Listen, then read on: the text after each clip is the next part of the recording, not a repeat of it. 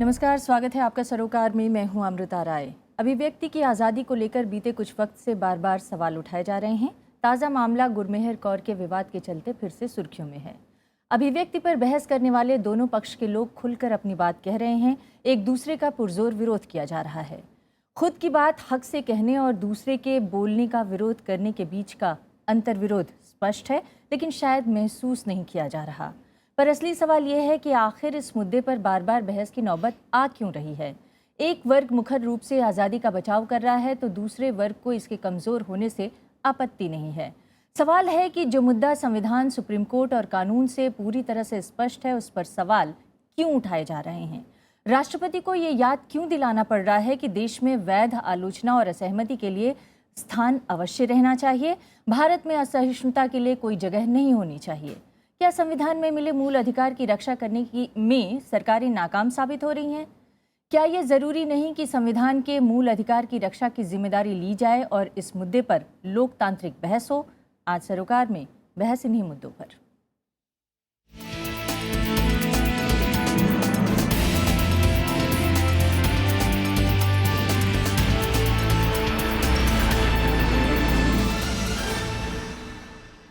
और आज इस मुद्दे पर बहस के लिए हमारे साथ हैं आदित्य मुखर्जी। आप जेएनयू में प्रोफेसर हैं। आप अभिव्यक्ति की आज़ादी के पक्ष में लगातार लिखते रहे हैं। हमारे साथ हैं रवि नायर। आप मानवाधिकार कार्यकर्ता हैं और आप south Asia human rights development centre के कार्यकारी निदेशक भी हैं। हमारे साथ हैं राजवीर शर्मा। आप आरएसएस विचारक हैं। इसके अलावा हमारे साथ दो और ख़ास मेहमान हैं। विराज पटनायक, आप सामाजिक कार्यकर्ता हैं। आप भारत समेत दक्षिण एशिया में लगातार बढ़ रही असहिष्णुता पर अपनी राय जताते रहे हैं। और हमारे साथ हैं द इंडियन एक्सप्रेस अखबार के ब्यूरो चीफ मनीष छिब्बर। साथ ही मैं यहाँ पर युवाओं, नौजवानों का भी स्वागत करना चाहूँगी। उम्मीद है कि इनके सवाल आप लोगों के इस बहस के ज़रिए और आप लोगों के जवाबों के ज़रिए ज़रूर हल होंगे। मैं अपनी चर्चा की शुरुआत करना चाहती हूँ राजवीर जी आपके साथ।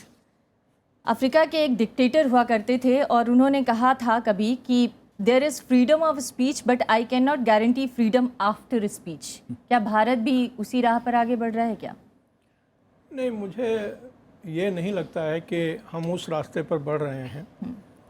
लेकिन एक बात निश्चित है कि कहीं ना कहीं एक रेखा हमको अभिव्यक्ति की आज़ादी और सबवर्सिव एक्टिविटीज़ के बीच में खींचनी होगी।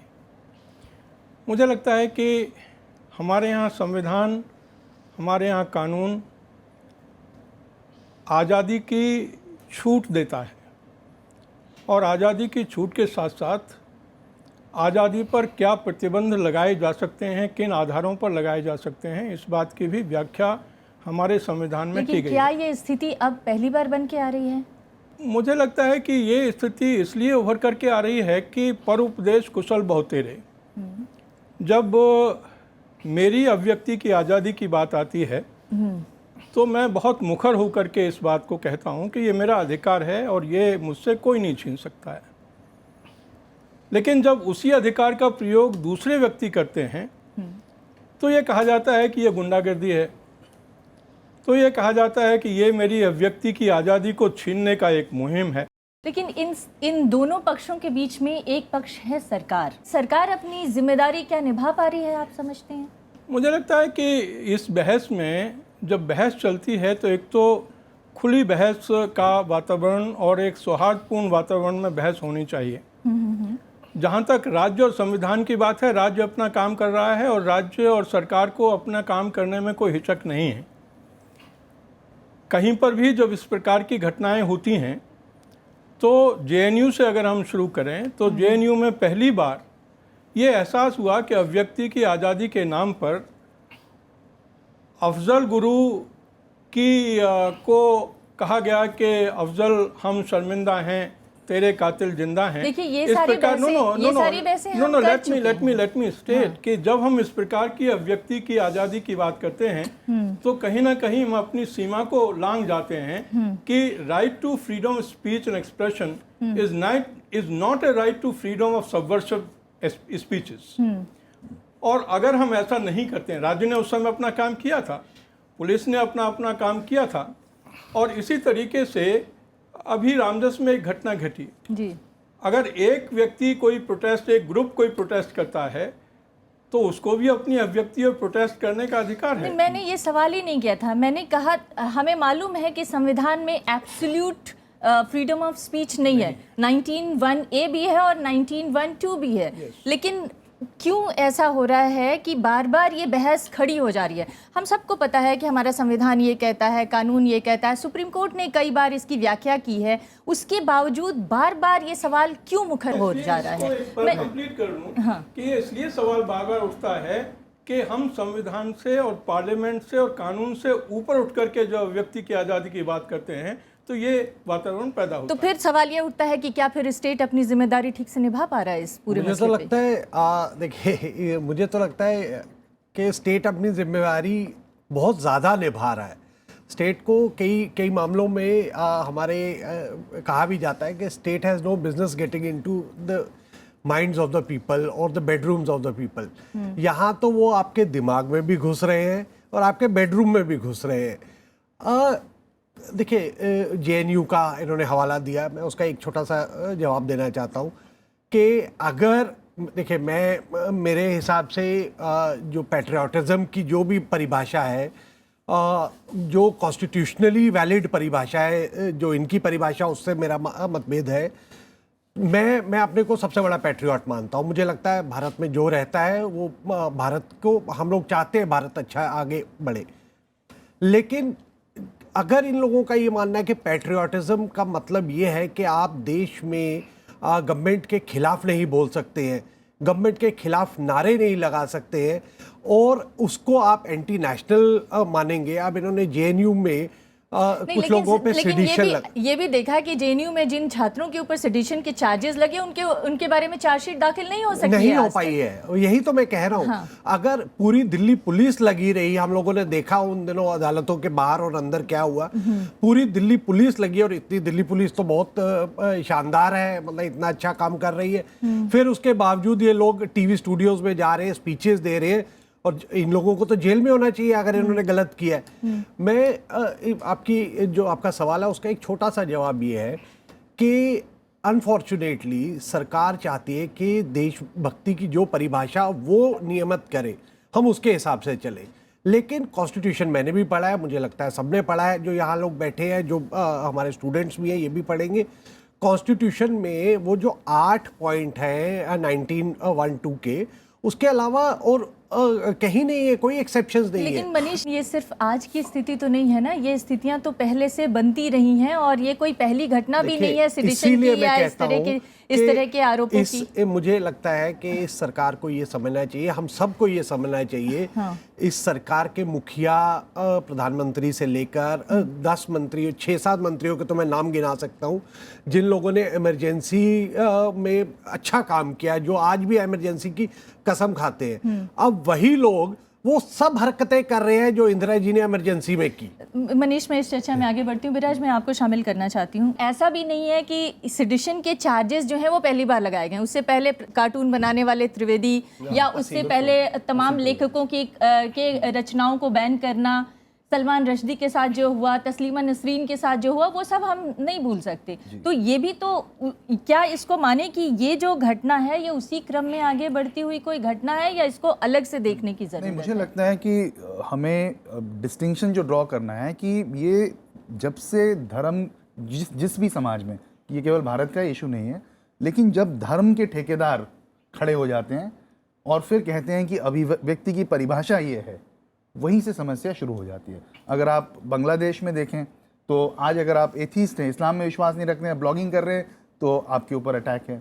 पाकिस्तान में देखिए क्या हो रहा है, नेपाल में भी वही हाल है। हर जगह अभिव्यक्ति पे जो चोट है, वो ज़्यादातर जो धर्म के ठेकेदार हैं वो चाहते हैं कि हम लकीर खींचेंगे, हमारी जो परिभाषा है वही सही है। अब आप सही कह रहे हैं कि दोनों पक्ष थी, लेकिन सच्चाई ये है कि एक पक्ष वहाँ पे सरकार के समर्थन के साथ है, पूरा स्टेट पावर उनके साथ है। अब आप जेएनयू की घटना का बार बार जिक्र कर रहे हैं, इन्होंने उठाया, मैं तो यहाँ जेएनयू की बात करने ही नहीं आया था। अब इतने दिनों बाद क्या निकल के आ रहा है कि वो वीडियो जो शुरू से वो कह रहे हैं, वो वीडियो जो है वो डॉक्टर्ड है। और वो वीडियो किसने बनाया? वो वीडियो एक केंद्रीय मंत्री के असिस्टेंट ने उनके ऑफिस में जो बैठता था उन्होंने बनाया, और वो भी हायर एजुकेशन मिनिस्टर थी।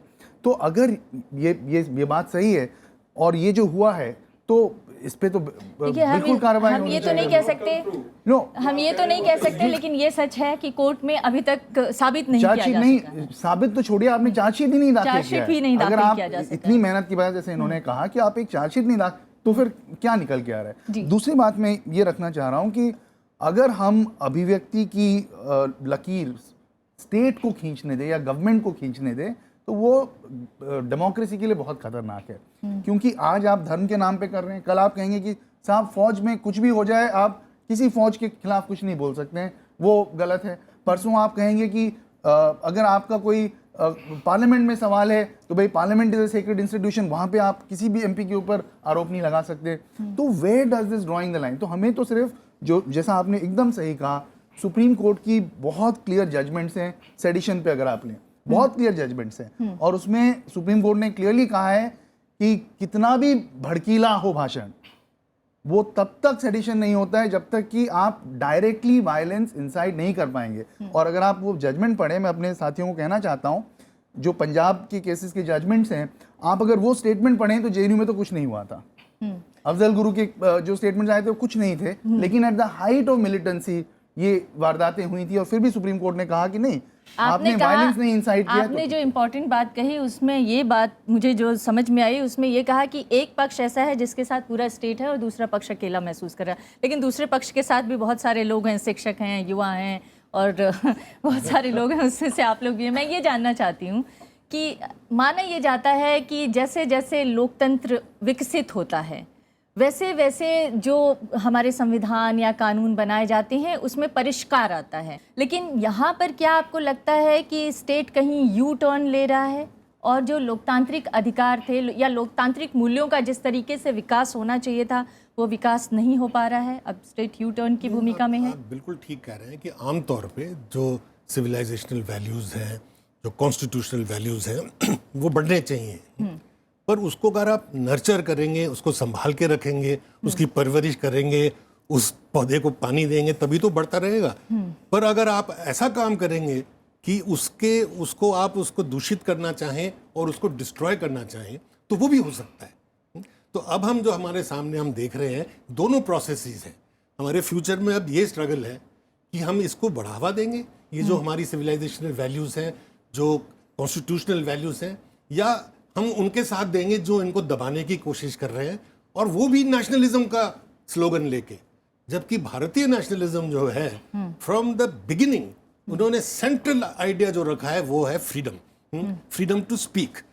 गांधी जी के फेमस स्टेटमेंट्स हैं इसमें। वो कहते हैं कि ये एक बुनियादी 1922 में कह रहे हैं, मच बिफोर, कम से कम 40 साल अमेरिकन और इंडियन सुप्रीम कोर्ट के पहले गांधी जी कह रहे हैं freedom of speech is a fundamental right है, जो कि प्राण दे के भी उसके लिए लड़ना चाहिए। And he says freedom of speech का मतलब ये नहीं है कि आप सरकार को अच्छा कह दो, कि आप बड़ी तारीफ कर दो। वो कह रहे हैं जब अंग्रेज की सरकार थी उनके खिलाफ फ्रीडम ऑफ स्पीच मांग रहे हैं। ये कहने के लिए हम आपसे शार्पेस्ट क्रिटिसिज्म करेंगे। डेमोक्रेसी का मतलब है कि आप जितने शार्प क्रिटिसिज्म करें आपको आपके लिए जायज़ है। प्लस वो कहते हैं फ्रीडम ऑफ स्पीच है लाइक वाटर ऑफ लाइफ, इसको आप डाइल्यूट नहीं कर सकते। दूध को डाइल्यूट कर लीजिए, घी को डाइल्यूट कर लीजिए, पर ये डाइल्यूटेबल नहीं है, non negotiable. Plus he says there is I think where he is present, you know, he's imagining things half a century ahead. He says but only restriction is freedom of speech consistent with non-violence, अहिंसा के साथ। मतलब आप freedom of speech का मतलब ये नहीं है कि आप अपनी फ्रीडम लेके किसी को पत्थर मार सुप्रीम कोर्ट ने कई बार डिफाइन किया है, लेकिन मैं एक और चीज जानना चाहती हूँ। गांधी जी ने 1922 में कहा, लेकिन 1950 में संविधान बना और पहला संशोधन 1951 में हुआ, वो फ्रीडम ऑफ स्पीच को लेकर ही हो गया। हाँ, पर इस संशोधन में ये तो नहीं कहा जा रहा कि फ्रीडम ऑफ स्पीच किस चीज में रिस्ट्रिक्शन है। रिस्ट्रिक्शंस तो है ना, तो ये तो कोई भी नहीं कह रहा। हमें सबसे समझने की फंडामेंटल जरूरत रिस्ट्रिक्शन है तो ये है कि हम... वायलेंस नहीं कर सकते आप। There are obvious restrictions, violence नहीं कर सकते। तो इसमें तो कोई ऐसे रिस्ट्रिक्शंस में तो हमें भी कोई तकलीफ नहीं है। पर ये रिस्ट्रिक्शन कि आप कैसे डिफाइन कर रहे हैं, किसको आप डिबेट कर सकते हैं कि नहीं, आप महाश्वेता देवी का प्ले कर सकते हैं कि नहीं कर सकते हैं, आप कौन सा स्ट्रीट प्ले करेंगे, ये करेंगे तो हम एक गुट बना के स्टॉर्म ट्रूपर्स की, जिसको कहते थे जर्मनी में, एक बैंड ऑफ लोग ले जाके हम पत्थर मारेंगे, और नहीं मानेंगे तो आपको मार देंगे। तो ये फ्रीडम ऑफ स्पीच नहीं होता है। दिस इज डिस्ट्रक्टिव, ये फांसीबाद है। इससे हमको डरना चाहिए, समझना चाहिए कि यही रास्ता जो है ये हमारी फ्रीडम ऑफ स्पीच को परमानेंटली खत्म कर देगा। हमारे बहुत वरिष्ठ नेता वेंकैया नायडू जी ने कहा कि अगर मान लीजिए अमेरिका में कोई कहे, जैसे कि यहाँ कहा कि अफजल गुरु का कमेमोरेट कर रहे हैं, वहाँ कोई कहे कि ओसामा बिन लादेन एक मार्टर है, तो क्या आप होने देंगे? तो उन्होंने सोचा कि अमेरिका कैसे होने दे सकता है ये। उसी वक्त यहाँ पे प्रिंसटन यूनिवर्सिटी, दुनिया के सबसे फेमस यूनिवर्सिटीज़ में, उनके प्रेसिडेंट आए हुए थे। तो उनको किसी, आप जैसे अच्छे जर्नलिस्ट ने पूछ लिया, जैसे कि आप बहस कराते हैं, ज़्यादातर लोग तो बहस नहीं करवाते हैं, वो अपना बताते हैं। तो उन्होंने उनको पूछ लिया कि आपकी यूनिवर्सिटी में अगर कोई ओसामा बिन लादेन को सपोर्ट करे, आप उसको होने देंगे? उन्होंने कहा मुझे बहुत बुरा लगेगा, मैं उसके खिलाफ भी बोलूँगा, पर आई can not deny that right. अगर मैं यूनिवर्सिटी में नहीं बोलने दूंगा तो और कहाँ बोलने दूंगा? उस व्यू पॉइंट से मैं लड़ाई करूंगा, उसके खिलाफ मैं बोलूंगा। उमर खालिद मेरा स्टूडेंट है, उससे हर क्लास में मैं लड़ता हूँ, पर ये थोड़ी कि उसको मैं जेल डाल दूंगा। ये किस किस्म का डेमोक्रेसी हुआ? लेकिन उसमें एक और चीज़ है, अगर आपका स्टूडेंट है, आप उससे हर क्लास में लड़ते हैं, तो क्या उसको समझाने की और उसके अधिकार और सीमाएं बताने की जिम्मेदारी आपकी नहीं है? क्या वो हो पा रहा है? बिल्कुल है। और इसीलिए हमारे यूनिवर्सिटी से कोई देशद्रोही नहीं पैदा हुआ। हमारी यूनिवर्सिटी से आपके फॉरेन सेक्रेटरी भी पैदा हो रहे हैं, आईबी चीफ भी पैदा हो रहे हैं। इस वक्त कम से कम 30 या 40 secretaries of government of India हमारे यूनिवर्सिटी जा रहे हैं, क्योंकि हम देशद्रोह नहीं सिखा रहे हैं। पर इसका मतलब ये, और इसीलिए अब जब हम स्टूडेंट्स थे 60s में, उस वक्त नक्सलवाद बहुत बड़ा हुआ था, और मेरे कॉलेज सेंट स्टीफेंस में मेरे आधे क्लासमेट ही नक्सल थे। अगर आपने उनको उस वक्त जेल डाल दिया होता तो ये बढ़ जाती बात। मोस्ट ऑफ देम, लेकिन आज भी खत्म नहीं हुआ, यही तो उनकी शिकायत है। में काम कर रहे हैं, देश सेवा कर रहे हैं। विपक्षी दूसरे पक्ष की शिकायत ही यही है कि आज तक नक्सलवाद इसीलिए नहीं खत्म हो सका। बहरहाल मैं आगे बढ़ती हूँ। नायर साहब, 1979 में भारत ने ICCPR पर साइन किया था, और जिसमें यह था कि अभिव्यक्ति की स्वतंत्रता को इंटैक्ट रखना है, सुरक्षित रखना है। और उसके बाद से भारत ने क्या अब तक अपनी जिम्मेदारी क्रमशः आगे बढ़ाई है? आप कह सकते हैं नहीं बढ़ाई है, क्योंकि जो international convention on civil and political rights का 3rd पीरियोडिक रिपोर्ट के बाद अभी भारत के तरफ से करीब 8 रपट नहीं दिए गए हैं। इसमें बिल्कुल बहुत ही विलंब है। सरकार का जो यंत्र तंत्र है वो कुंभकर्ण के भाई बहन है कि पिछले 20 साल से ये हर 4 साल देना पड़ता है रपट, लेकिन पिछले 20 साल से रपट देना ये लोग भूल गए हैं। लेकिन मैं एक और अहम सवाल उठाना चाहता हूँ। मैं 1975 के 2 अक्टूबर को गिरफ्तार हुआ इमरजेंसी के दौरान। गांधी जी का समाधि पे गांधी जी का एंटी प्रेस फ्रीडम ऑर्डिनेंस के 1942 के उसको पढ़ते हुए 10 साथियों के साथ, और एक बहुत ही बड़े नेता हरि विष्णु कामत हमारे साथ फंस गए। हम वो भी चले, साल भर हम लोग रहे जेल में, साल भर रहे अभिव्यक्ति की आज़ादी के मसले को लेकर। जी, हम जयप्रकाश जी के सिपाही थे। जयप्रकाश जी कहते थे 1974 में, 73 में अमेंडमेंट हुआ सेडिशन लॉ का। सेडिशन लॉ अंग्रेजों के ज़माने में, और 73 के पहले नॉन कॉग्निजेबल ऑफेंस था, कॉग्निजेबल ऑफेंस नहीं था। माने इसका मायने ये कि पुलिस आपको गिरफ्तार नहीं कर सकती थी, आप केस दायर कर सकते थे कोर्ट में। जुडिशियल मैजिस्ट्रेट तय करता था कि अगर आपके खिलाफ वारंट निकलना चाहिए या नहीं निकलना चाहिए। लेकिन 73 में ये अमेंडमेंट हुआ। जयप्रकाश जी ने 74 में कहा, सच कहना अगर बगावत है तो समझो हम भी बागी हैं। लोग भूल गए हैं, इसको भूल गए हैं। जयप्रकाश जी ने यह भी कहा कि उनके जो आखिरी स्पीच थी रामलला मैदान गिरफ्तारी के पहले 23 तारीख के शाम, उन्होंने ये कहा कि सेना को अगर इलीगल ऑर्डर्स दिया जाए तो सेना का कर्तव्य है कि उनको डिसओबे करने का है, क्योंकि एक हायर मोरालिटी है कॉन्स्टिट्यूशन का और जमहूरियत का। नहीं, लेकिन नायर साहब, मैं 1974 में जो हो रहा था, जो 1974 में हो रहा था, और जयप्रकाश नारायण जी ने कहा कि हम बागी हैं, अगर ये बगावत है तो हम बागी बनना चाहते हैं। क्या उस समय स्टेट की भूमिका वही थी जो आज स्टेट की है? मैं ये जानना चाहती हूँ। बिल्कुल कोई फर्क नहीं है स्टेट के इसमें। अगर आप संविधान सभा के फंडामेंटल राइट्स के डिस्कशन आप पढ़ें इसी सवाल पे, तो सब लोगों ने इसके खिलाफत किया, सेडिशन का, फ्री स्पीच और सेडिशन का एक्सेप्शन के खिलाफ। सरदार पटेल जी ने इसके खिलाफ बहुत बोला। पता नहीं क्या अजूबा हो गया, जब आखिरी ड्राफ्ट हुआ ये फिर वापस आ गया, खड़े हो गया। दूसरे जो एक्सेप्शंस निकले, नहीं, अंग्रेजों ने केवल 4 एक्सेप्शंस निकाले थे सेडिशन के ऊपर, लेकिन फ्री स्पीच के सवाल पे, लेकिन हम लोगों ने बहुत सारे जोड़े। एक और friendly relations with foreign countries के सवाल पर दीनदयाल उपाध्याय जी का बहुत सारे भाषण थे पाकिस्तान के खिलाफ, और कि तुरंत युद्ध हो जाना चाहिए 1950 के पहले, उसके चलते वो संशोधन हुआ। हम ये कहना चाहते हैं कि जिनके पास तर्क न हो, जिनके पास ज्ञान न हो, जिनके पास बहस की सहनशीलता न हो, ऐसे कानून जो बिन अंकुश राजसत्ता लाने चाहती है वो ही प्रोत्साहित करते हैं। जी, तो आप ये एक तरह से कह रहे हैं कि राज्यों की भूमिका पहले भी ऐसी ही रही है, अभी भी ऐसी रही है। मेरा सवाल ये था कि फिर हम दुनिया के सबसे बड़े लोकतंत्र बनना चाहते हैं, और दुनिया के सबसे बड़े लोकतंत्र में अगर हमारे नागरिक बोलने का अधिकार खोते जाएं, अगर उनकी सुरक्षा की जिम्मेदारी, संवैधानिक रूप से जो सुरक्षा की जिम्मेदारी स्टेट्स की वो ना पूरी हो, तो फिर हम किस तरह का लोकतंत्र बनाना चाहते हैं? मुझे लगता है कि 3-4 बातों को मैं यहाँ पर लाना चाहूँगा।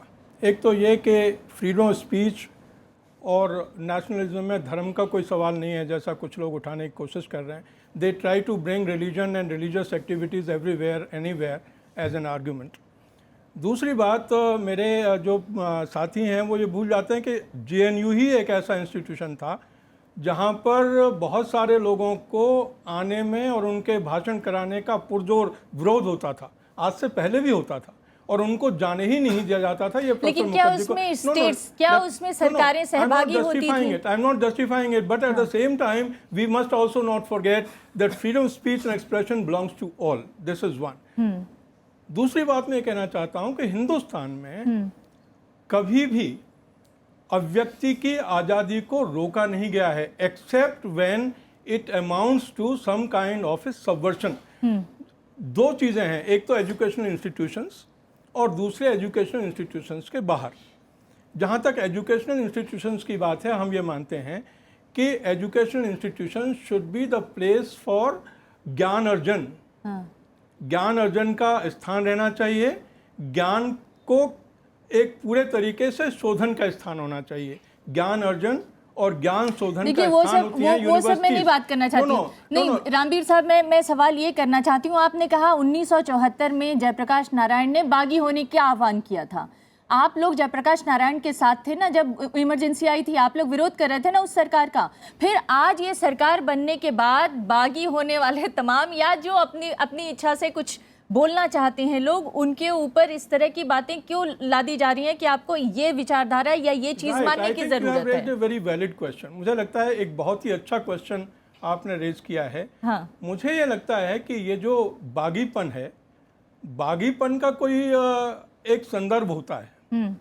और जब जयप्रकाश नारायण ने अपना एक आंदोलन छेड़ा, जयप्रकाश नारायण ने छेड़ा आंदोलन, सरकार की आलोचना करना कोई बुरी बात नहीं है। सरकार की पॉलिसीज की आलोचना करिए, देश में भ्रष्टाचार के खिलाफ लड़िए, आप कास्टिज्म की आलोचना करिए, आप कोई भी डिस्कशन करिए। सरकार का विरोध करना कभी भी अभिव्यक्ति की स्वतंत्रता का अधिकार है, लेकिन अगर सरकार की आलोचना के कवर में आप टेररिज्म को बढ़ावा देंगे, अगर आप उस कवर वो में जो एक 20 साल की लड़की है वो जो बात कह रही है, उसमें कहाँ टेररिज्म आ रहा है? कहाँ उसको कौन पोल्यूटेट कर रहा है उसके माइंड को? इस तरह से स्टेट को आकर सामने क्यों बोलना पड़ा कि उसके दिमाग को कोई प्रदूषित कर रहा है? कोई मंत्री आके कह रहा है कि हमें कानून और सख्त करने की जरूरत है। इस तरह की बात क्यों सामने आई? महिला के विवाद को अगर आप पूरे तरीके से देखें तो उसने भी अलग अलग समय पर अलग अलग बयान दिए। मैं उस बहस में नहीं जाना चाहता, लेकिन ये बात सच है कि सरकार की आलोचना करने का अधिकार सबको है। हाँ। लेकिन सरकार की आलोचना करने का मतलब देश को विखंडित करने का अधिकार नहीं है। नहीं, तो आप अगर कोई देश को विखंडित कर रहा है, नहीं माफ कीजिएगा, मैं एक सवाल आपके सामने रखना चाहें, समाज में घृणा फैलाना चाहें, मैं एक सवाल आपके सामने रखना चाहती हूँ। अगर कोई देश को विखंडित कर रहा है, आपके सामने पूरी स्टेट मशीनरी है, कानून है, संविधान है, उसको सजा दीजिए। आपने उसको जेल भेजा पर वो छूट के आ गया, चार्जशीट नहीं जमा हो पाई उसके बारे में। चार्जशीट की एक प्रक्रिया है। चार्जशीट अगर आप अचानक से चार्जशीट पैदा कर दें, उसमें कहीं ना कहीं वीकनेसेस रहें, तो वो ठीक नहीं है। There should be a proper inquiry, there should be proper investigation. अगर चार्जशीट उसके बेसिस पे बनती है तो बनाएं, नहीं बनती है तो जबरदस्ती नहीं होनी चाहिए। ये कोई बात नहीं है कि चार्जशीट नहीं बनी तो जबरदस्ती नहीं होनी चाहिए। मान लीजिए कि कल अगर कोर्ट में कन्विक्शन नहीं होता है या चार्जशीट नहीं बन पाती है, आप माफी मांगेंगे उन लोगों से? आप माफी मांगेंगे कि जो हमने किया गलत किया? आपने अब तक माफी मांगी है? जितने केसेस हुए हैं जिसमें कन्विक्शन हुआ है, उसमें आपने माफी मांगी है? क्योंकि आरोप तो मेरे पे है ही नहीं, तो मैं क्यों मांगूंगा? मैं ये कह रहा हूं कि केसेस बनते हैं, केसेस इंस्टीट्यूट होते हैं, इंक्वायरी होती है, इन्वेस्टिगेशन होता है, कोर्ट होता है। कोर्ट कुछ जगह पर कन्विक्ट करता है, कुछ जगह पर कन्विक्ट नहीं करता है। इसका मतलब ये नहीं है कि प्रोसेस शुड स्टॉप, इसका मतलब ये भी नहीं है कि अपोजिशन शुड स्टॉप। एक बात में ये, दूसरी बात मैं कहना चाहता हूं कि स्टूडेंट तो बर्बाद हो गए। हाँ, नहीं साल भर से नहीं, उस स्टूडेंट को बर्बाद करने में बहुत सारे शिक्षकों का और बहुत सारे एजुकेशनल जो विद बनते हैं अपने आप को, उनका हाथ है। और एक चीज मैं ये भी कह दूं कि कभी भी सहिष्णुता का पाठ एक तरफा नहीं होता है। सहिष्णुता म्यूचुअल होती है, it's a mutual respect, and therefore we must respect the views of each other. Every citizen is a respected citizen. It cannot be said that you are excluded and I am included. ये मुझे लगता है कि कारण है आज की बहस का। नहीं, बहस करें, अपनी अपनी बात रखें और अपने अपने तर्कों से एक दूसरे से आगे निकलने की होड़ रखें, ये अच्छी बात है। लेकिन मैं जो मूल सवाल पूछना चाहती हूँ उसका जवाब मुझे नहीं मिल रहा है कि जिम्मेदारी किसकी है अगर कोई कानून का, संविधान का वायलेशन करता है तो उसको सबक सिखाने की या फिर अगर संविधान में मौलिक अधिकार दिया गया है अभिव्यक्ति की आजादी की, तो उसको प्रोटेक्ट करने की जिम्मेदारी किसकी है और वो जिम्मेदारी क्या फॉलो हो रही है? सजा देने से पहले सरकार का काम प्रोटेक्शन का है जी। देखिए, मेरा भारत इतना कमजोर अभी भी नहीं हुआ है, कोशिशें बहुत हो रही हैं, अभी इतना कमजोर नहीं हुआ है कि कोई एक 20 साल की लड़की एक वीडियो फेसबुक पे अपलोड करती है और उससे मेरा भारत टूट जाएगा, या कोई जेएनयू में या किसी विश्वविद्यालय में खड़ा होकर भारत के खिलाफ नारे लगाएगा तो भारत खंडित हो जाएगा। अभी इतना ये पिछले 70 साल से कोशिश हो रही है। लेकिन मुझे लगता है जेपी की सब दुहाई देते हैं, वो तो चले गए, लेकिन आज की डेट में अगर जेपी यहाँ होते तो वो यहाँ नहीं होते, आपके कार्यक्रम में पार्टिसिपेट नहीं कर पा रहे होते, क्योंकि सरकारें ऐसी आई। और मैं सिर्फ आज की सरकार की बात नहीं कर रहा हूँ, और ये इस बात से आप सबको सचेत रहना चाहिए कि सरकारें ऐसी आ रही हैं जो आगे भी आएंगी, कि आप लोगों को बोलने नहीं दिया जाएगा। जेपी ने कहा था कश्मीर में ग्रेटर ऑटोनॉमी होनी चाहिए, अगर आज की टाइम में वो बोल रहे होते तो किसी जेल में सेडिशन का चार्ज लगा के बिठाया होता उनको।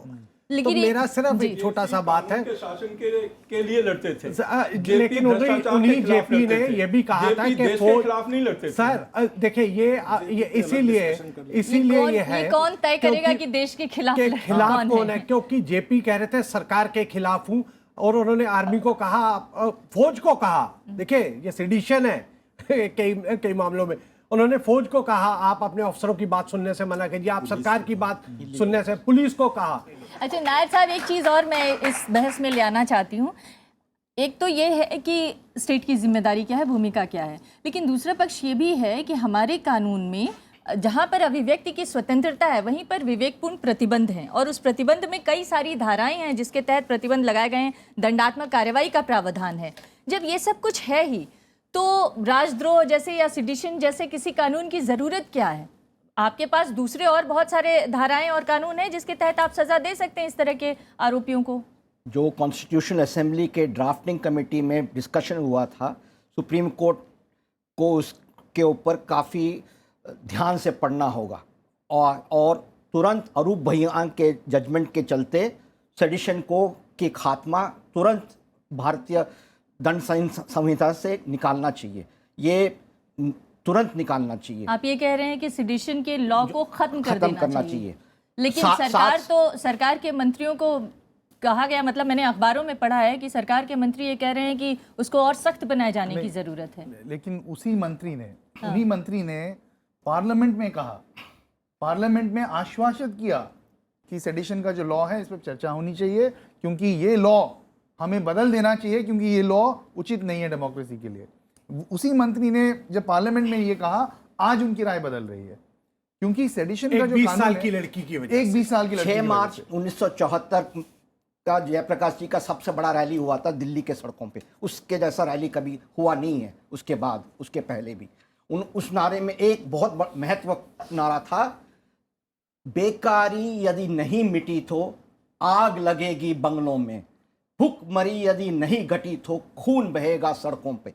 जयप्रकाश जी कोई वायलेंट आदमी नहीं थे। आज अगर मैं नारा वो सड़कों पे लगा दूं तो मुझे कह दिया जाएगा कि आप नक्सली हो। भारतीय जमहूरियत संकीर्ण दृष्टि के साथ आगे बढ़ रहा है, न कि आगे विस्तार हो रहा है। ये बहुत ही हम लोगों के लिए आपत्तिजनक है। जैसे मनीष जी ने कहा, हम लोगों को सतर्क होना चाहिए, और जयप्रकाश जी ने जो कहा कि राज सत्ता पर हर वक्त पे जनता की अंकुश होना चाहिए। क्या संकीर्ण दृष्टि से आगे बढ़ रही है सरकारें, मुझे लगता जमहूरियत? है कि हम कहीं ना कहीं अगर हम बायस को छोड़ करके बात करें तो किसी नतीजे पर पहुंच सकते हैं। जयप्रकाश नारायण जी को बार बार कोट किया जा रहा है, इसका मतलब यह है कि नारे में भी एक अर्थ होता है। नारा जो है वो एक मैसेज क्रिएट करता है और मैसेज को कम्युनिकेट भी करता है, संदेश वाहक होता है नारा। नारा कोई अर्थविहीन चीज़ नहीं है, नारा कोई व्यर्थ शब्दों का प्रयोग नहीं है, नारे का कोई अर्थ होता है। इसलिए जयप्रकाश नारायण जी का जो नारा अभी कोट किया गया, this in fact is the essence of freedom of speech and expression, कि let us fight against poverty. He was saying कि अगर हमने गरीबी को दूर नहीं किया, अगर हमने भूख को दूर नहीं किया, अगर हमने भ्रष्टाचार को दूर नहीं किया, तो इसके दूरगामी परिणाम हो सकते हैं, जिसका इन्होंने कहा कि खून बहेगा या ये बहेगा। मुझे तो लेकिन रामवीर जी, यही तो कन्हैया भी कह रहा है कि हमें गरीबी से आजादी चाहिए, भुखमरी से आजादी चाहिए, भ्रष्टाचार से आजादी चाहिए, यही तो वो भी कह रहे हैं। ये नहीं कह रहे हैं वो ये कह रहे हैं कि जो कश्मीर में पत्थर फेंक रहे हैं वो आजादी के लड़ाकू हैं, वो फ्रीडम फाइटर हैं। जो टेररिस्ट हैं उनको वो फ्रीडम फाइटर कह रहे हैं। That is the difference between Jayaprakash Narayan slogans and the slogans that are being raised now. और इसमें और दूसरी बात कि जयप्रकाश नारायण कभी ये नहीं कहते थे कि पाकिस्तान में जो हाफिज सईद है वो एक बहुत ही बढ़िया आदमी है, हिंदुस्तान में वैसे ही हाफिज सईद पैदा होने चाहिए, ऐसा जयप्रकाश नारायण ने कभी नहीं कहा था। इसलिए मैं ये कह रहा हूँ कि नारे किस संदर्भ में कब कौन लगा रहा है, इसका विश्लेषण आवश्यक है। लेकिन संदर्भ कौन तय करेगा? संदर्भ कौन तय करेगा? आपने एक बार और कही थी कि ये जो चीजें हैं राइट्स का प्रोटेक्शन वो कौन करेगा? राइट्स का प्रोटेक्शन स्टेट करता है, राइट्स का प्रोटेक्शन हमारे यहाँ जुडिशरी करती है। अगर आपके राइट का वायलेशन होता है तो you go to the court that I am not being allowed to exercise my right. So therefore जब मान लीजिए कि आपको ये लगा कि हमारे राइट्स का वायलेशन हुआ है तो आपने अप्लाई किया सर, और उसका एक चीज निकलती है। मुझे लगता है कि कहीं ना कहीं एक तरफा बायस होकर के स्टेट के खिलाफ कि मोदी को हमने कहीं ना कहीं डिस्टेबलाइज करना है या स्टेट को हमने डिस्टेबलाइज करना है in the name of freedom of speech and expression, I think this can not be and should not be permitted. हम इस बहस से आगे बढ़ते हैं। मैं ये जान से इस सवाल का जवाब चाहता हूँ। छोटा सा सवाल है कि पाकिस्तान हमारा दुश्मन है या दोस्त है, ये आज डिसाइड करते हैं। देखिए ये बात तो सच है कि आज की डेट में पाकिस्तान हमारा दुश्मन है, तो पीएम को उनसे लेकिन सुनिए, लेकिन उसके साथ ही हमारी सरकार ने या पहली सरकार ने भी ये कोशिश की थी कि let us live in peace with our neighbours. ये नेबरहुड पॉलिसी में जब मोदी जी भी आए तो उन्होंने ये कोशिश की कि नेबर्स के साथ हमारे अच्छे रिलेशन होने चाहिए, दुश्मनी अगर हम कम कर सकते हैं तो दुश्मनी को कम करना चाहिए। तो मेरी बात सुन लीजिए, तो इसीलिए उन्होंने सारे सार्क कंट्रीज के हेड्स को बुलाया अपनी स्वीरिंग इन सेरेमनी में, it's a known fact, everyone knows it. और उसके बाद भी उन्होंने कोशिश की कि let us reduce the enmity between the two sir, nations. कोशिश कामयाब नहीं हुई, अब आगे क्या होना चाहिए? अब भी हमारा कोशिश ये है दैट पाकिस्तान अपनी एनमिटी छोड़े। पाकिस्तान दोनों चीज, दो भाषा एक ही टाइम पर नहीं बोल सकता है कि एक तरफ तो वो लेकिन टेररिज्म को हिंदुस्तान बढ़ावा के दे। बोलने पे नागरिकों आप को, नेशनलिस्ट है, वो 20 साल की लड़की बोल रही है, वो भारतीय नागरिकों को नहीं, इसमें बोलने का अधिकार है कि ये बोलने पे आप नेशनलिस्ट नहीं, हैं। यही परेशानी ये है गलत सर, कह रहे आपकी हैं। परेशानी यही उस है। 20 साल की लड़की को, उस 20 साल की लड़की के 2 स्टेटमेंट और पढ़ लीजिए प्लीज, फॉर गॉड इससे से। आगे बढ़ना चाहिए हमें। हाँ, इससे आगे बढ़। ये जो बहस हो रही है, इससे मेरा जो पहला पॉइंट था कि हम अपने पूर्वजों से, हमारे आज़ादी के लड़ने वालों से ये बात सीख लें कि ये राइट जो है ये नॉन नेगोशिएबल है। नहीं तो आप ये डिबेट करेंगे कि भाई एक लड़की ने ये कह दिया कि मैं एबीवीपी से डरती नहीं हूँ, वो देशद्रोही हो गई। या जैसे साहब कह रहे हैं कि ऐसा आप किसी ने नहीं आप कहा है। कमाल कर रहे हैं, उसके देशद्रोही उसको किसी उसके ने नहीं पीछे कहा। पड़ गए इस बात पर कि हैं। मेरे फिर ABVP से नहीं डरती दूसरा हूँ। कोई, जैसे साहब ने अभी कहा कि अगर कोई मोदी की सरकार को हिलाएगा, उसको डिस्टेबलाइज करेगा तो वो देशद्रोही है। तो ये सवाल मोदी डेफिनेशन की हो सरकार का नहीं है, जाएंगे। सवाल इसीलिए स्टेट सबको का है। आजादी होनी चाहिए, नंबर 1। नंबर 2, आप जो कह रहे थे कि सरकार का क्या रोल रहा है हिंदुस्तान में आजादी से लेके अब तक, minus the emergency, let us not be unfair. India जैसी फ्रीडम दुनिया में कम किसी जगह में होगी जो हमको मिली हुई है। इमरजेंसी के टाइम में नहीं थी और अब नहीं है। शर्म की बात यह कि अब फिर से नहीं है। नहीं, मैं- हमने सोचा था कि इमरजेंसी से हमको सुई लग गई है, आगे से नहीं करेंगे ये काम। पर ये पब्लिक क्या भूल गए। सोचती है, मैं डोमिनेंस उसकी खत्म हो तरफ रही है, जाना ये आपको चाहती हूँ। डर है। जी, ये आपकी विचारधारा की डोमिनेंस को कहीं चैलेंज लड़िए किया जा उसके रहा है। साथ, लड़िए। आपकी विचारधारा पत्थर को मत मारिए, डोमिनेंस को कहीं लड़िए। चैलेंज किया जा आदित्य जी, रहा है। आप रामवीर अपनी जी, विचारधारा से लड़िए, आदित्य जी, इसलिए आप कह रहे हैं। आगे बढ़ते हैं, आगे बढ़ते हैं। सर, मेरा प्रश्न आपसे है कि पिछले 2-2.5 साल को अगर आप उठाकर देखें तो इस सरकार के डिसीजन के पक्ष में बोलने वाला हर व्यक्ति भक्त है और इसके विपक्ष में बोलने वाला हर व्यक्ति पाकिस्तानी। सर, मैं ये पूछना चाहता हूं, ये सरकार जो कहीं ना कहीं मेरे वोट से भी बनी है, अगर इसमें मेरी इतनी भी आज़ादी नहीं है कि मैं कुछ अपनी सरकार की आलोचना कर सकूं, तो हम एक कैसे लोकतंत्र का सपना देख रहे हैं?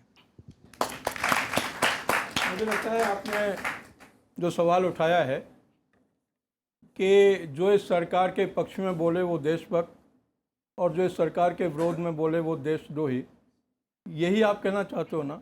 ये भी कहीं ना कहीं आपके कहीं ना कहीं एक बायस को प्रदर्शित करता है that you belong to some kind of a section. But let me answer your question. ये जो आप कह रहे हैं ये सही नहीं है। यहाँ पर मोदी के स्वेयरिंग इन सेरेमनी से लेकर के और आज तक उनकी बहुत सारे एक्शंस और बहुत सारी पॉलिसीज़ की आलोचना होती हैं और उस आलोचना का जवाब वो भी देते हैं और उनके विपक्षी और विरोधी भी फिर उसका दूसरा काउंटर आर्ग्यूमेंट देते हैं।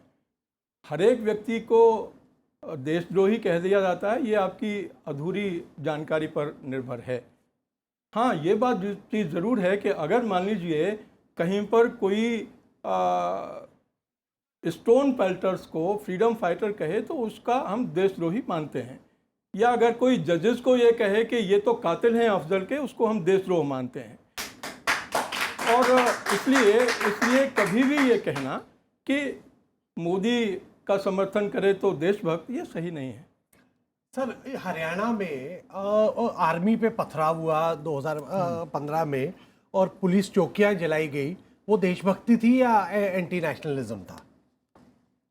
मुझे लगता है कि ये जो आप सवाल उठा रहे हैं इसका कॉन्टेक्स्ट मतलब वो एंटी नेशनल है या सर, अभी आपने कहा कोई भी वायलेंस कोई भी वायलेंस या पत्थरबाजी देशभक्ति नहीं हो सकती है। एंटी नेशनल है ना?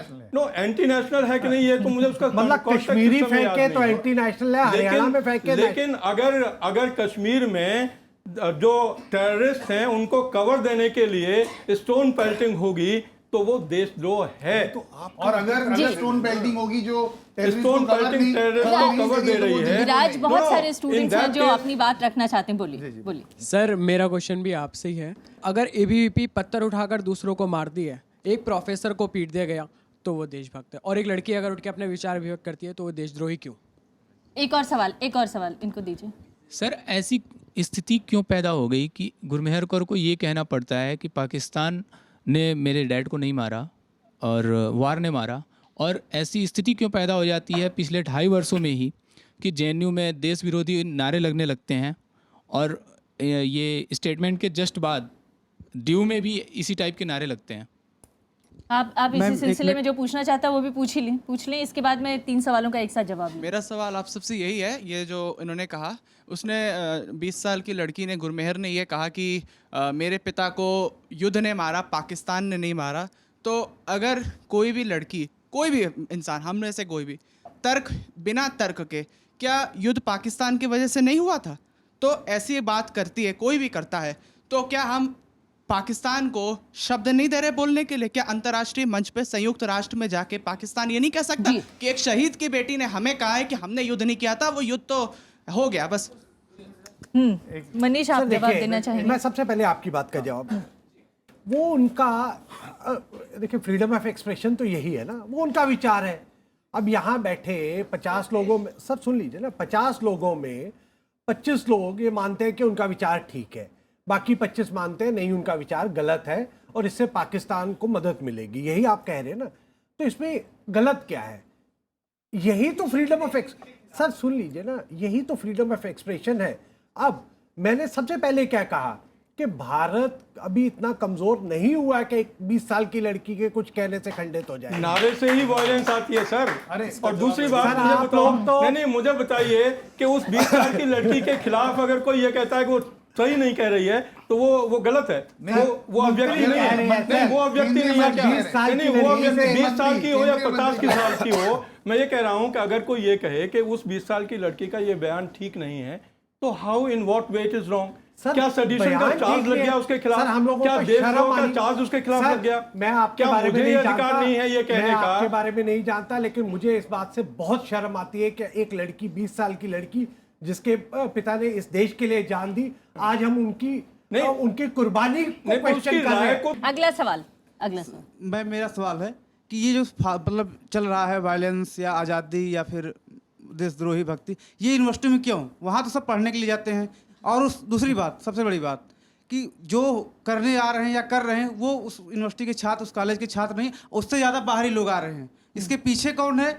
ये सबसे पहले ये जानना है, इसके पीछे कौन कार्रवाई हो। 2-4 लोग कह के चले जा रहे हैं और पूरा मतलब यूनिवर्सिटी का माहौल खराब हो जा रहा है। तो आप मांग करते हैं कि कार्रवाई हो? बिल्कुल कार्रवाई हो। अगर यूनिवर्सिटी में ये चीजें डिस्कस नहीं होंगी तो आपको अनपढ़ लीडर्स मिलेंगे, जैसे कई बार मिलते हैं। अगला सवाल। सर, वहाँ पे जैसा आपने बोला कि उमर खालिद आपके शिष्य हैं जी, तो मेरा एक कहना है कि शिष्य हम भी हैं। गुरु जो अब तो गुरु हमको लगता है जेएनयू में 2 प्रकार के हो गए, एक गुरु बृहस्पति, एक गुरु शुक्राचार्य। तो क्योंकि उमर खालिद उसी तरीके से है, और क्या आप उनको ये शिक्षा भी ये भी तो दे सकते हैं, क्योंकि हम आज़ाद हैं, और आज़ाद होने के बाद आज़ादी के नारे लगाना ये किस तरीके की आज़ादी है? आप देश की बर्बादी के नारे लगा रहे हो, ये किस तरीके की आज़ादी है? हम आज़ादी तो ये भी तो लगा सकते हैं, बेरोजगारी के खिलाफ आज़ादी लगा सकते हैं। वही लगती है, वही बेरोजगार। सुनिए, और दूसरी बड़ी बात, हम आज़ादी कोई नहीं कहता, हम आज़ादी उनके खिलाफ भी, हम उनके खिलाफ कभी नारे नहीं लगाते। अगर लगा है तो उसके कम से कम 1000 गुना उसके खिलाफ बोला गया। हम कभी सम्मान नहीं। तो सुनिए, एक बार मैं कहना चाह रहा हूं इसमें कि अगर आप आज़ादी की बात कहें कि देश आज़ाद है, तो फिर हम क्यों आज़ादी? देश आज़ाद है, लेकिन आज भी हमारे पास दलित हैं, जो हमारे दलित भाई बहन हैं, वो नहीं मानते कि उनके पास वो आज़ादी है जो आपके पास है और मेरे पास है। आज आदिवासी, हमारे आदिवासी समुदाय के लोग हैं, आज महिलाएं, एक मिनट, आज महिलाएं हैं इस देश में। हम जानते हैं कि महिलाओं के साथ क्या महिला कह सकती है कि हमारे पास भी वही आज़ादी है जो सारे पुरुषों के पास है इस देश में? तो आज़ादी की परिभाषा भी आपको देखनी पड़ेगी। ये आज़ादी का स्लोगन का जो सबसे जो गुनाहगार है वो कन्हैया है, और कम से कम 10 बारी वो कह चुका है, मैं देश से आज़ादी की बात नहीं कर रहा हूँ, देश में आज़ादी की बात कर रहा हूँ। बिल्कुल। तो अरे देश में कोई ऑपरेशन नहीं है, बोलने की आज़ादी, पहली बात यही बात जी, खाने की, पढ़ने की। मांगे आजादी, और कश्मीर अलग होने की बात करें, बस्तर की अलग होने की बात करें, नागालैंड के अलग होने की बात करें, अलग होने की बात कर ही नहीं रहा है। ये कर रहे हैं। देखिए, ये तो फिर आप समझे नहीं बस्तर में क्या हो रहा है। विराज, देखिए मैं एक बात कहना चाहती हूँ, अपने सभी पैनलिस्ट से एक बात कहना चाहती हूँ। यहाँ पे हम ये बहस नहीं कर रहे हैं कि कन्हैया ने क्या कहा, उमर खालिद ने क्या कहा। या एक 20 साल की बच्ची ने क्या कहा।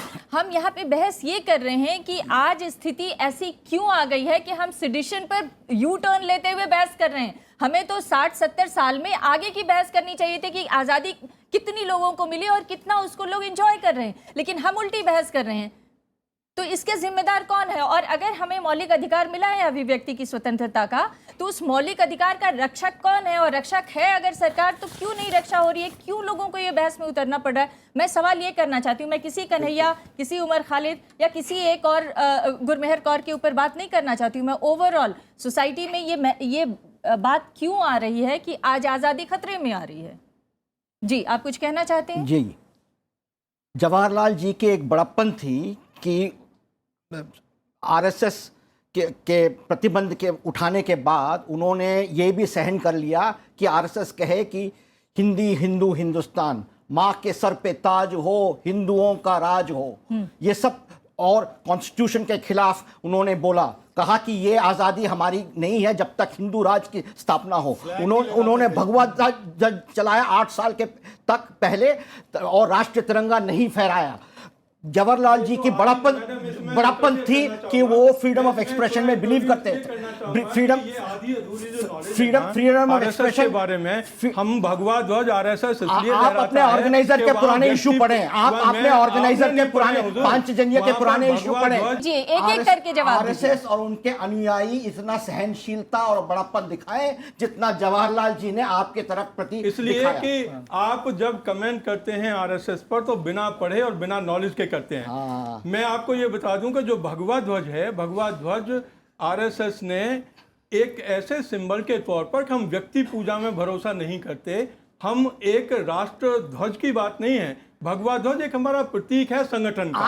आपने कहा है मैनिफेस्टो में कि हम भगवा ध्वज चलाएंगे, तिरंगा नहीं फहराएंगे। नहीं, ऐसा कभी नहीं कहा। तिरंगा नहीं, ऐसा कभी नहीं कहा। आप मुझे इम्पोज नहीं कर सकते अपनी बात को, आप अपनी बात को मेरे ऊपर इम्पोज नहीं कर सकते। I have also a freedom to place my view. I have also a freedom to place my view.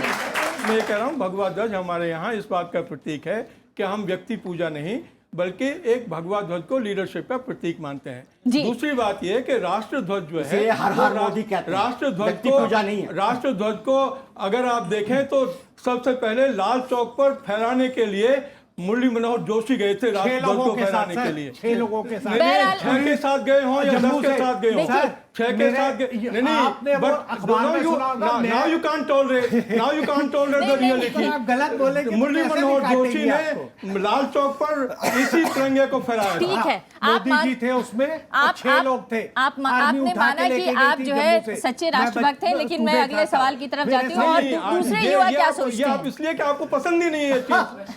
दूसरे युवा क्या सोचते हैं? जी राजवीर जी, हमारा सवाल आपसे है। हम ये जानते हैं कि अभिव्यक्ति की आज़ादी के लिए जो सर्वे हुआ है उसमें दुनिया में भारत का स्थान 130वां है।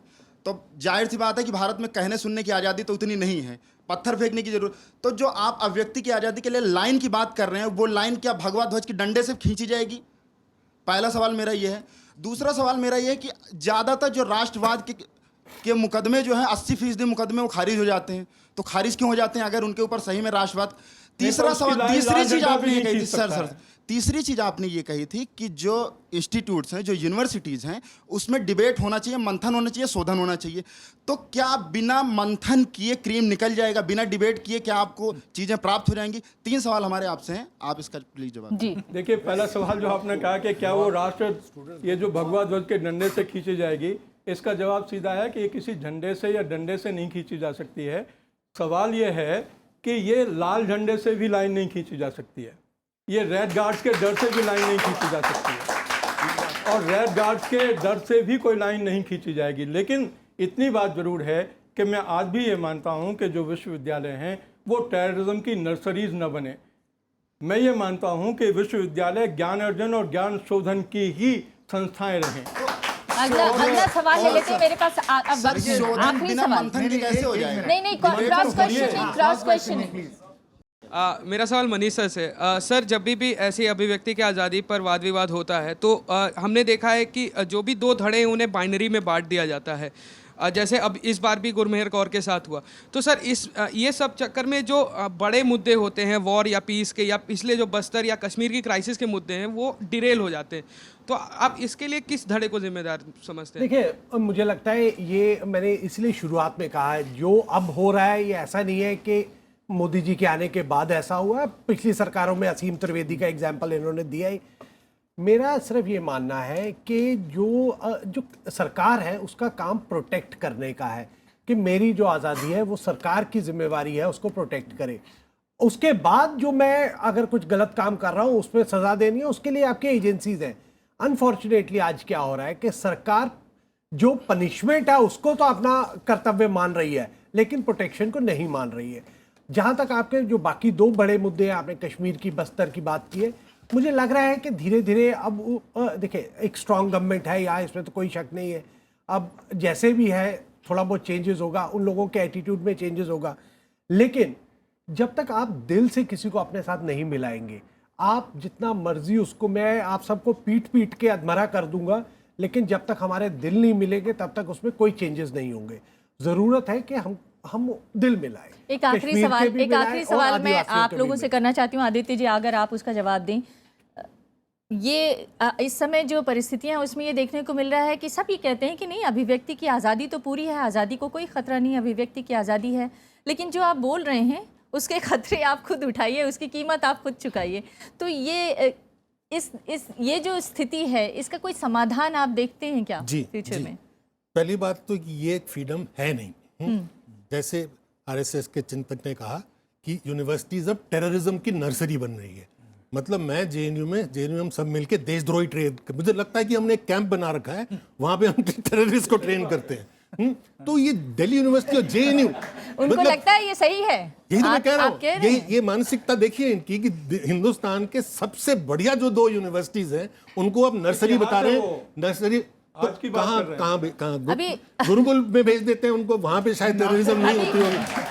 पर नहीं, वर्ल्ड रैंकिंग अभी हाल में आई है, वर्ल्ड रैंकिंग में अभी भी जेएनयू सबसे आगे है। और कल विजिटर ने, प्रेसिडेंट ऑफ इंडिया ने भी यही कहा, बेस्ट यूनिवर्सिटी है। शुक्र है कि ये अभी भी चल रहा है। हाँ, और चलता रहेगा अगर आप इसमें हस्तक्षेप ना करें। दूसरी बात है जो आपने बहुत अहम सवाल किया कि इसमें ये जो फ्रीडम है इसमें डिक्लाइन क्यों आ रहा है। इसका मेरे अंडरस्टैंडिंग में इसका कारण यह है कि पहली बारी आज़ादी के बाद वो सत्ता पावर में आई है जो कि अनलाइक आवर फ्रीडम स्ट्रगल कभी भी डेमोक्रेसी पे विश्वास नहीं करती थी। वो है आरएसएस। आरएसएस के राइटिंग में आप कहीं भी ये दिखा दीजिए कि डेमोक्रेसी। लेकिन आदित्य जी, लेकिन ये लोग, उनका ये मानना है कि ये इसलिए हो रहा है क्योंकि बहुत सालों तक उनके साथ भी अवहेलना हुई, उनकी उपेक्षा हुई और उनको मौके नहीं मिले, तो इसलिए वो ये मानते हैं कि अब हमारा मौका है। नहीं, अगर इनको मौका नहीं मिला तो उससे आप लड़ सकते हैं कि हमें भी मौका दिया जाए। हाँ। आप ये नहीं कह सकते कि अब सारी दुनिया को हम मौका नहीं दिए, पर मेरी बात खत्म कर दीजिएगा। तो ये कारण ये है कि वो चिंताधारा जो है वो अब रूल कर रही है। तो और अब इनका ये कहना नहीं, हमें मालूम है कि ये स्थितियां हैं, सबको पता है कि ये स्थिति है, समाधान क्या है? परिस्थितियां तो हमें मालूम है कि समाधान है डेमोक्रेसी। हाँ। डेमोक्रेसी में अगर कोई कमियां आती हैं तो उसका आंसर डिक्टेटरशिप नहीं होता है जी। उसका आंसर है एक्सटेंशन ऑफ डेमोक्रेसी जी। और मैं ये कहूंगा कि the answer to bad democracy is more democracy and the answer is with these young people. And I am reassured कि जब तक हमारे यहाँ ऐसे नौजवान रहेंगे जो डेमोक्रेसी की महत्वपूर्णता समझेंगे, वही इसको आगे रखेंगे और सवाल करते रहेंगे, वही रहेंगे। मैं भी, हाँ, आप कह लीजिए फिर मैं आपके पास। मैं भी ये मानता हूँ कि समाधान तो ये है कि वास्तव में हम डिबेट और डिस्कशन और डायलॉग को महत्व दें। हाँ। जो राष्ट्र खंडन और राष्ट्र की एकता अखंडता की विचारधारा है उसको नकारें, और साथ में हम ये मानें कि फ्रीडम ऑफ स्पीच एक व्यक्ति या एक ग्रुप की नहीं है, सारे नागरिकों की है, संपूर्ण देश की है जी। पूर्वी उत्तर प्रदेश का एक बहुत पुराना कहावत है कि दिल्ली ऊंचा सुनता है। सर 1 मिनट में ले लूं आपका, मेरी बात पूरी करने दो। अच्छा, उनकी बात कर ही नहीं तो फिर वो एक बात मैं सिर्फ और कह दूं कि जिस नेहरू की बात की गई, उन्हीं नेहरू जी ने आरएसएस को नेशनल परेड में निकाला क्योंकि उन्होंने देशभक्त कहा इस संगठन को। ठीक है, आप हाँ, पूर्वी उत्तर प्रदेश में आप नेहरू की नेहरू जी ने ये कहा कि अगर भारत में फासिज्म आएगी तो मेजॉरिटेरियन हिंदू फासिस्ट पार्टी के हिसाब से जिसको जो आएगी। अच्छा लगता है वो ले लेता है। 1600 शताब्दी की एक कहावत है पूर्वी उत्तर प्रदेश का कि दिल्ली ऊंचा सुनता है, और जयप्रकाश जी का एक आंदोलन का एक बहुत अहम नारा था, जहां दमन है वहां प्रतिकार होगा। ये लोग बोलने की आज़ादी को इसीलिए छीनना चाहते हैं कि लोगों के मुंह पे ताला लगाने की कोशिश है, ताकि फांसीवाद को वो तुरंत ला सकें अविलंब। मैं इस चर्चा को यहीं पे ख़त्म करना चाहूँगी कि दिल्ली ऊंचा ना सुने तो बेहतर होगा, क्योंकि अभी नौजवान पीढ़ी हमारे साथ है, उनके पास हज़ारों सवाल हैं और ये सवाल करते रहें तो शायद जो दिल्ली ऊंचा सुनता है वो फिर से सुनना शुरू कर देगी। बहुत बहुत धन्यवाद, बहुत बहुत शुक्रिया।